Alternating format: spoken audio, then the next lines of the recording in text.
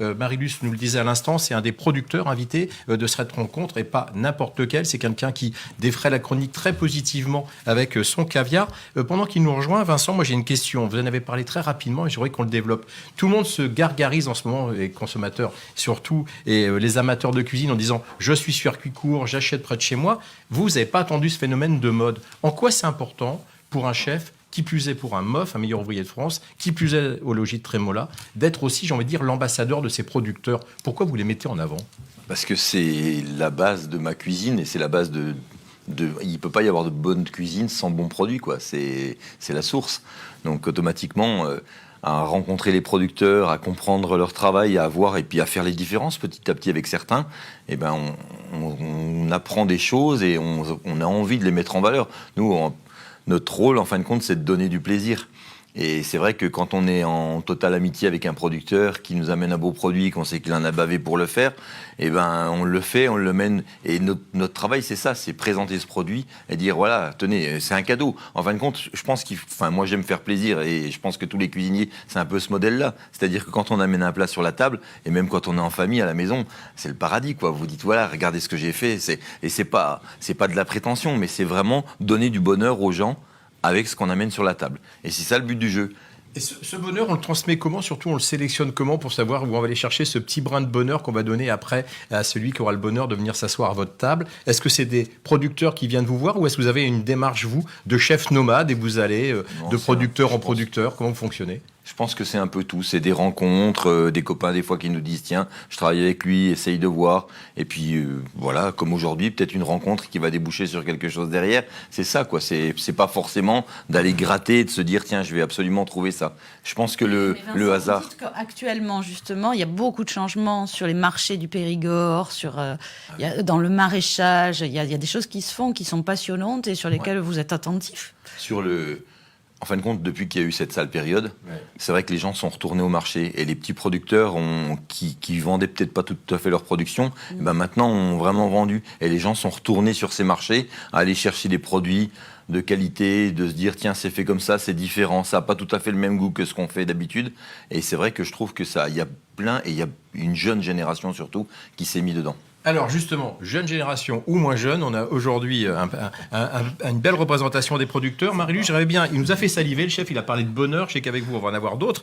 Dites-nous un petit peu ce qui nous attend, qu'est-ce qu'on a au menu de cette émission, et on a déjà un des producteurs qui nous a rejoints. Oui, alors on va manger donc du caviar, du foie gras et de la noix. Alors, Vincent nous a préparé un premier plat qui s'appelle le caviar de Neuvic comme une gourmandise avec une gaufre de pommes de terre et de l'esturgeon fumé. On va en reparler avec Laurent. Puis après, on va recevoir donc Pierre-Yves Custer pour le foie gras. Il va faire un foie gras, Vincent, entier, qui va pocher dans du vin de Bergerac et dans lequel qu'il accompagnera avec des légumes d'automne qui vont être, je pense, excellents. Et puis pour finir, avec la noix. Donc, on va avoir un croustillant caramélisé avec une crème avec à l'intérieur de la courge et du praliné. Donc, moi, j'ai très, très faim. On a très envie d'avancer dans cette émission.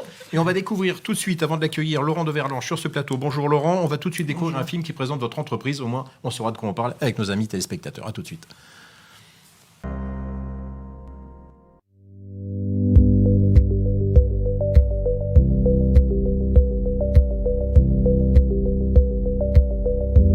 Caviar de Neuvic est né d'un projet que je porte depuis l'enfance, d'élever des poissons dans le respect de l'environnement.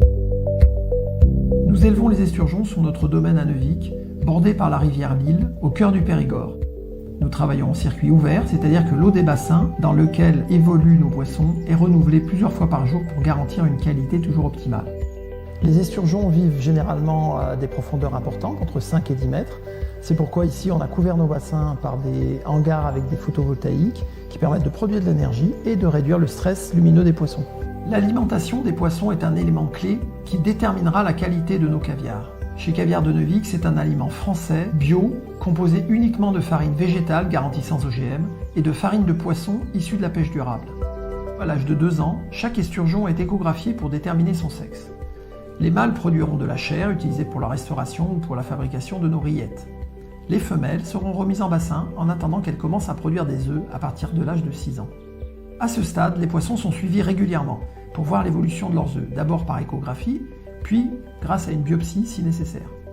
Les esturgeons sont placés en bassin d'affinage, dans une eau de forage très claire, qui permet aux poissons d'éliminer les gouttes de vase ou de terre que l'on pourrait retrouver dans la chair ou dans les œufs. À l'issue de la période d'affinage, les poissons sont transférés au laboratoire où nous produisons le caviar.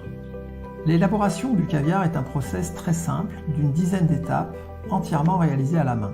Les œufs sont tout d'abord prélevés. Notre maître caviar regroupe les lots en fonction de la taille et de la couleur. Nous tamisons ensuite le caviar à travers des mailles de 3 mm pour bien séparer les grains. Les œufs sont ensuite rincés dans une eau claire et fraîche, encore et encore. Avec une pince, on trie les œufs pour ne garder que les plus beaux. Après égouttage, le caviar est salé et mis en boîte pour être placé en chambre froide. C'est dans la chambre froide que le caviar va s'affiner pendant plusieurs semaines. Et c'est le sel qui développe le goût du caviar avec le temps.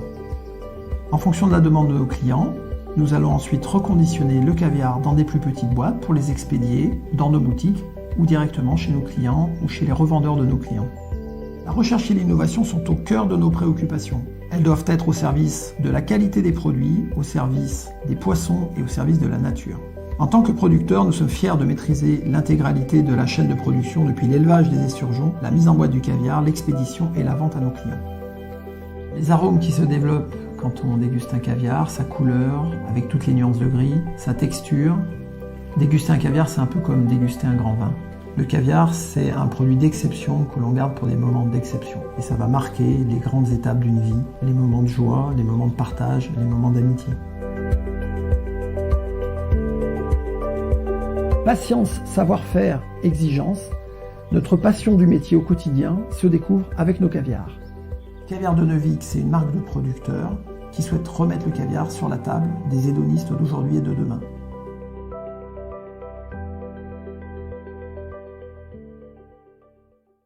Laurent de Verlange, vous allez vite, même très très vite. Il y a juste 10 ans, vous créez les caviars de Neuvic et on va aborder, mais aujourd'hui, là, vous venez juste de passer en bio et je veux qu'on en parle absolument. Vous êtes la première entreprise à mission qui est actuellement très en vogue, un concept très en vogue. Vous allez nous expliquer aussi. Le caviar de Neuvic, à peine 10 ans, et déjà, combien de productions par an vous êtes à? Alors, on distribue à peu près 6 tonnes de caviar, dont 70% viennent de notre ferme de Neuvic. Qu'est-ce qui vous a amené au caviar? C'est la passion de l'élevage qui m'a amené au caviar. Moi, je voulais élever des poissons. Et puis, je suis aussi un gastronome. Et puis, on est dans un changement de paradigme complet dans le caviar. On vendait du caviar sauvage qui était pêché dans les rivières ou dans la mer Caspienne il y a encore quelques dizaines d'années. Et l'élevage a démarré en France, porté par une consommation, parce que la France est le premier pays consommateur de caviar après la Russie. Et ça, on ne le sait jamais assez. Et donc, du coup, on est dans une période où il y a des élevages qui démarrent. Il n'y a pas de marque de producteurs qui était vraiment créée, à part la marque Prunier. Donc, c'est le créneau que j'ai choisi pour élever un peu différemment, avec avec des valeurs et aussi la recherche d'une nouvelle clientèle. L'idée, c'est de conquérir des nouveaux consommateurs de caviar, pas ceux qui mangeaient du caviar sauvage, ceux qui ne savent pas encore ce que c'est. Oui, et vous dites quand même qu'il y a cette volonté de démocratiser ce produit qui n'est quand même pas à la portée de tout le monde, mais qui doit quand même rester, vous dites, un moment exceptionnel, festif. Voilà, c'est un produit de luxe, donc forcément, ça doit être réservé à des moments privilégiés. Mais tout comme on mange pas à la cantine chez Vincent. Non. On y mange quand on a un anniversaire. Moi, j'y suis la dernière fois, c'était pour mon anniversaire de mariage. Je me suis régalé. Mais voilà, en général, le caviar, en effet, le plus de gens en mangeront, le mieux ce sera. Mais on va le garder pour des moments privilégiés, parce que le luxe d'aujourd'hui, c'est le partage. C'est ce que disait Vincent. C'est les moments de partage. Et alors là, depuis très peu de semaines, vous avez passé toute votre production, qui, je rappelle, s'étale sur 19 hectares, je crois, hein, c'est ça, en bio. C'est quoi un caviar bio ? Alors, un caviar bio, c'est un caviar qui est élevé dans une ferme bio, donc avec des conditions d'élevage qui sont la densité, les traitements, bien sûr, l'alimentation, le soin, le stress apporté aux poissons qui sont particuliers. Ensuite, donc, ils ne sont pas trop nombreux dans le bassin. Il y a des règles. Pour le bio, la règle est de ne jamais dépasser 30 kg par mètre cube de poisson dans un bassin. Donc, il y a des règles comme ça de densité, de traitement. de stress pendant toute la vie du poisson. Et ensuite, qui sont des bonnes règles, parce que c'est des règles de bonne qualité d'élevage en règle générale quand même. Hein. Donc nous, on les avait mis en place depuis longtemps, mais on était jusqu'à la certification, ce qui est une démarche de plus. Et qui est la première. Et qui est la première. Sur un élevage de poissons, c'est ça? Exact. En poisson, non, il y a de la truite bio, mais en caviar, c'est le premier en France, ouais. Et ça va peut-être nous permettre justement de compléter notre objectif, qui est de découvrir de nouveaux consommateurs. Oui. Et moi, ce qui m'intéresse, c'est est-ce qu'un caviar bio est meilleur qu'un caviar pas bio? Alors déjà, tout de suite c'est un produit différent parce que comme il n'a aucun conservateur et un taux de sel qui est resté très faible, c'est un caviar qui va être très frais tout le temps. Donc on le vend très frais. Donc c'est la même chose qu'un caviar très frais. D'accord, il faut le manger. Il faut le manger vite. Dans la les semaine 3 mois. Non, dans les 3 mois, 3 mois que vous l'avez acheté. Mais on ne l'a pas fait passer par une phase de maturation, ce qui existe dans un caviar normal. On le met d'abord dans une boîte, une boîte comme ça, ce qu'on appelle la boîte d'origine, qu'on compresse et qui va garder le caviar. On peut le garder jusqu'à 1 an dans cette boîte-là, avant de le rempoter dans une petite boîte. D'accord. Là, le caviar bio, c'est différent. On le met directement dans la boîte et on le vend. Donc nous, on produit toutes les semaines à la demande. Vincent, vous, le caviar, vous l'aimez? Mais justement, c'est intéressant parce que c'est ce genre de démarche fait que le produit est différent. Et c'est vrai qu'un caviar, on va dire primeur, ou un caviar comme ça, et un caviar qui a du conservateur, c'est pas du tout la même chose, quoi. Après, je pense que c'est justement, ce qui est intéressant, c'est la recherche de nouveaux consommateurs. Parce que quelqu'un qui a déjà un palais fait sur certains types de caviar va pas forcément aller sur ce caviar. Et d'autres personnes qui sont plus ouvertes, eh ben, vont se dire, tiens, on va goûter. Et c'est justement en faisant ce panel, on se rend compte vraiment en faisant des dégustations qu'il y a des grosses différences. Bon, alors nous, on n'a pas du tout le palais qui est fait pour ça. Vous allez nous présenter la recette du jour. Je crois qu'il manque d'ailleurs un bel accessoire. Alors, vous gardez par devers vous. Vous allez nous raconter ce plat. Alors en fin de compte, ce plat, c'est un clin d'œil un peu. C'est justement le caviar, c'est un produit de luxe. Et c'était de le désacraliser et puis d'amener quelque chose de ludique avec. Donc on a fait des petites gaufres de pommes de terre. Et une chantilly à l'esturgeon fumé. Donc l'esturgeon fumé, c'est la base le poisson qui donne le caviar. Et le principe, c'était justement de pouvoir imaginer entre copains, on est à l'apéro, et on fait des petites gaufres de pommes de terre.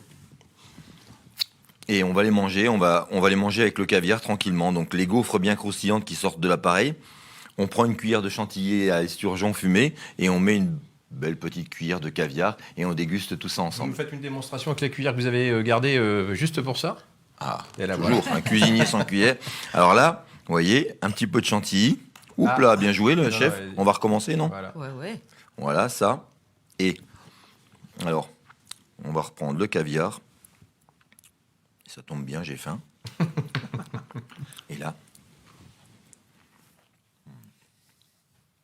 Bon, on avait dit qu'on allait saliver, on salive, Marie. Une dernière question. Oui, une dernière question, parce que qui dit caviar dit esturgeon. Oui. Hein?